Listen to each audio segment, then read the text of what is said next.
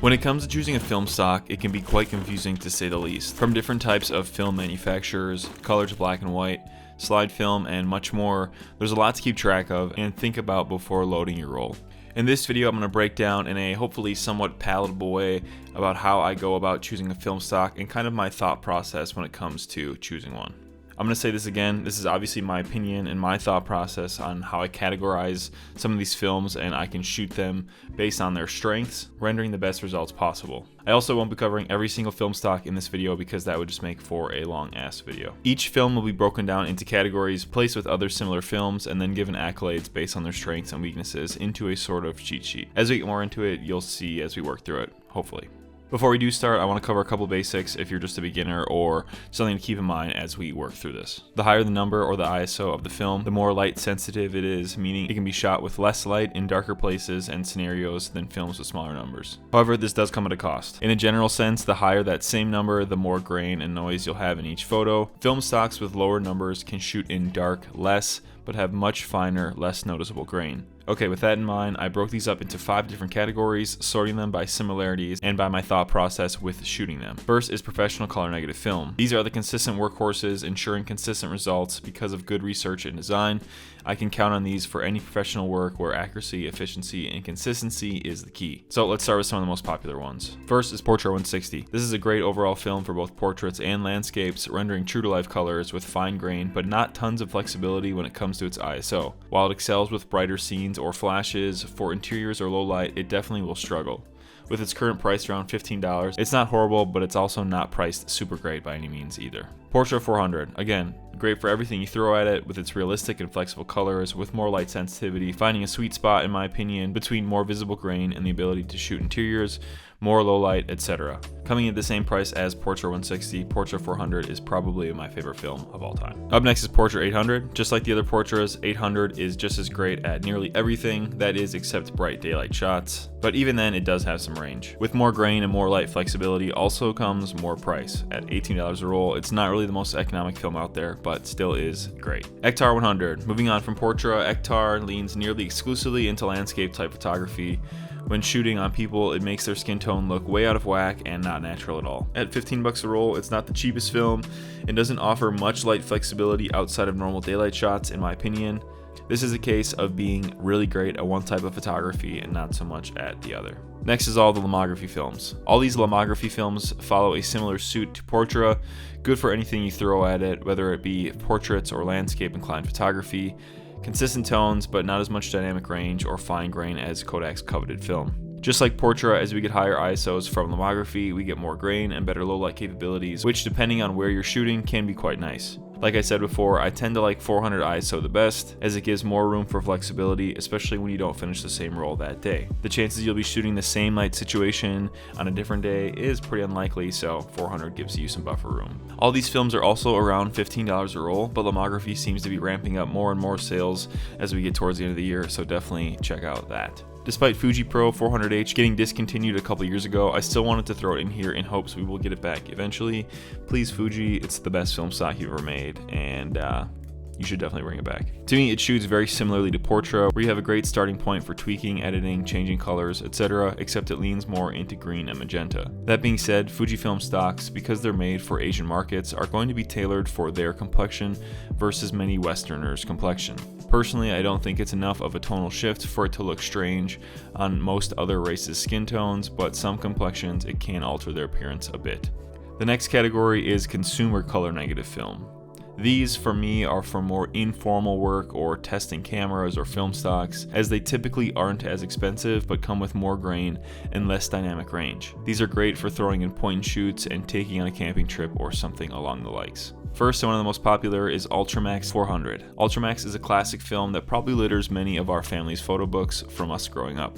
While this isn't exactly an exceptionally great film for skin tones, its vibrant colors and sharpness make for a great landscape film. At around $9 a roll, this is a great budget film stock for chasing the mountains or taking backpacking. Gold 200. The other Kodak consumer film, Kodak Gold, kind of fills the hole Ultramax leaves. Instead of poppy, vibrant tones, it leans much more into lifelike colors and is far better for portraiture. While Ultramax isn't horrible for portraits, I would say Gold is much better at landscapes, making it more well-versed. Coming in at $10, it's affordable and has a lot to love for a consumer film. Fujifilm 200 and 400.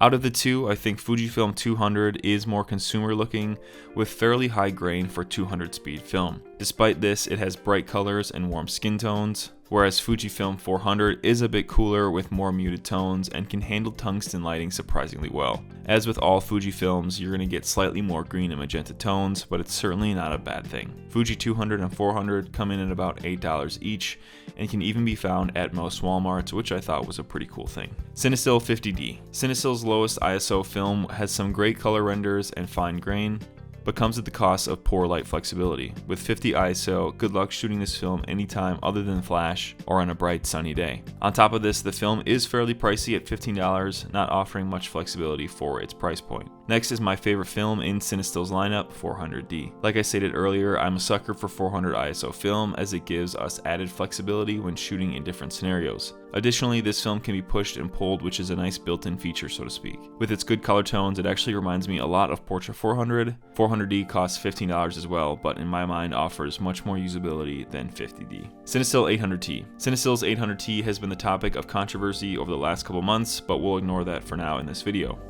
This film is their most popular by far because of the remjet removal and thus halation that is caused in the highlights. While cool and novelty, I think it is pretty niche when it comes to wanting a more professional looking photo. Most people shoot night landscapes of gas stations or old cars with this, but I've been pleasantly surprised on how it does with portraits actually, especially on darker complex people. While I won't say it's necessarily a strength of 800T, I think its use with portraits isn't outright horrible. For $16, 800T offers a unique shooting experience and is worth testing out if you've never tried it before. If you are worried about that higher price point though, definitely check out some of their competitors, namely Reflex Labs, for cheaper respooled versions of this same film.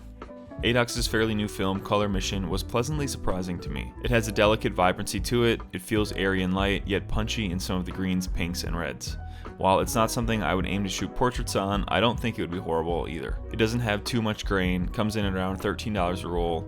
It's a good film to test out, offering a unique look to color negative film. The next category is black and white. Legendary film stocks that really emulate that timeless feeling and heightens the emotion and severity of any photo. These incredibly dynamic and capable films can be used for any subject matter and can make any scene dramatic. Okay, so for these, I'm not going to go through them individually, but talk about them as a whole. All of these films are probably the best films for beginners to learn on. By taking away color, you can focus much more on correct exposure, composition, etc. Additionally, because there's no color tones to worry about, these are great for shooting portraits and landscapes alike. They're all really cheap too, especially if you can learn how to bulk load, then you can be paying a couple dollars per roll, which is obviously awesome. While I don't shoot too much in black and white, I recognize that it is such an underutilized tool in my photographic tool chest, so to speak, and that I need to get some black and white through my cameras. Lastly, before moving on, another great thing about black and white film is that many of them can be shot at different ISO than their box speeds, and because we don't have to worry about colors getting weird and shifting, and it's just added grain, it's really not the biggest of deal, which gives them all way more flexibility than any of our color negative counterparts. Truth be told, I would really love to sit down and kind of do this style of video with just black and white film, but I really want to make sure that I'm getting an expert on the channel who really knows what they're talking about and can really break down the difference between all the different black and white films, because to me, they all look pretty similar, but I know that there are some really underlying, powerful differences that really differentiate them. So if that's something that would interest you, make sure to comment that down below so I know that you guys are interested. Next up is color positive film. For me, I would really only recommend these for intermediate to advanced shooters. They have such a fine window for their exposures, and with their extensive price points, messing up any frames has much higher magnitude than many of the color positive films. However, these produce some of the truest to life photos with tack sharp fine grain, true to life colors that, depending on the film stock, are great for landscapes or portraits alike. First is Elec Chrome. While Elec Chrome is the only slide film I've shot personally so far, it's probably my least favorite, which I know doesn't really make a whole lot of sense. I struggled immensely with metering this film and ended up having this strange color shifting, which I obviously did not like. That being said, Elec Chrome doesn't really offer much flexibility, but offers super fine grain, incredible sharpness, rich saturated color, and isn't abysmal for portraits. In fact, in the sample images I found of portraits, I'm actually really impressed by the results. However, as with many of these slide films, they're certainly not cheap, with Elec Chrome coming in over $20. Next is Fujifilm Velvia. Velvia is one of, if not the most legendary and well-regarded landscape film stocks available today. Although it comes in at 2 ISOs, 50 and 100, both are not the most light flexible, but I'm grateful they do both exist. As with all slide film, it has super fine grain and sharpness, but Velvia leans 100% into landscapes and makes people's skin look quite red. However, at over $25 a roll, this film is not to be messed with, and in my opinion should only be shot when you've mastered metering and exposure. Fujifilm Provia. Provia is the exact opposite end of the spectrum, super fine grain and sharpness, but much more muted for portrait style. It certainly can be used for landscapes, but gives more true to life colors, while still salvaging the richness of slide film. This film also comes in at over $25, so same idea as Velvia, only shoot when you're confident with it. Last up would be the novelty films. These are exactly what they sound like. Niche novelty films that are meant to shoot in a specific way to achieve their style, from completely shifting colors to added visual effects. These are films I shoot knowing how they're going to alter the final photo and then lean into that. First is Lomography Purple. Lomo Purple is a cool stock that shifts all the green tones to purple ones, hence the name. While the grain is pretty good, it's only like $12 and has a surprising amount of push and pull ability. Its only use case in my mind would be landscapes. I've taken some portraits on this film, and while it is cool, it's not really much to be excited about, whereas the landscapes I think are pretty sweet. Next is Lomo Metropolis. Lomo Metropolis is in basically the same spot as Lomo Purple, exclusively used for crunchy cityscapes and not really much to do with portraits.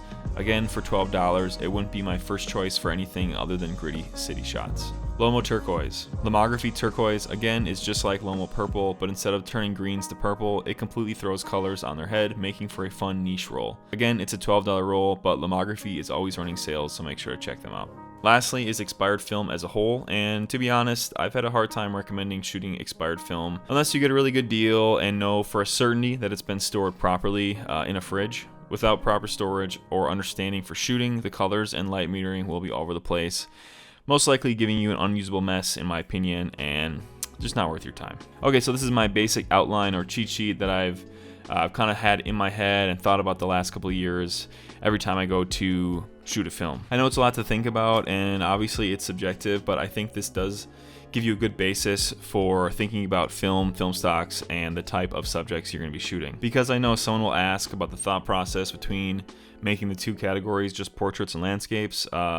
Basically, my thought process is when you're shooting portraits, you obviously want true to life colors and the skin tones to be as accurate as possible. So those film stocks generally are not as punchy and vibrant, versus when we're shooting landscapes, we're generally not caring about having people in the frame or shooting portraits as the main subject, so skin tone doesn't matter as much. So getting those punchy, vibrant colors for landscapes is going to be much more essential. Kind of my thought process with the two, and that's how I think about it when I'm going to grab a film. Is this going to be more portraiture style work where there's going to be people in it that I want to retain accurate skin tones, or is this more landscape, lifestyle type stuff where there won't be skin tones in it, so I don't have to worry about getting accurate skin tones there, and I can focus more so on the punchy colors of that film stock. If there's anything you think I sorely messed up in this video, make sure to comment it down below. When I made the film stock and camera tier list, I thought it was really interesting to hear all your guys' opinions. Whether you guys agreed or totally disagreed, I thought it was interesting nonetheless, and I'd love to hear your opinion, so make sure you comment it down below. Otherwise, I want to thank you guys so much for watching. If there's anything else that you guys think about when you go to choose film stocks, again, make sure to include that, as I think that will help anyone out who is starting to get into film or needs more help with this thought process. Otherwise, thank you guys so much for watching. Stay tuned for more stuff coming soon. I got a lot of stuff coming from out west, some landscape stuff, some film reviews, and some other fun stuff. So until the next one, stay safe, stay shooting. Peace out, guys.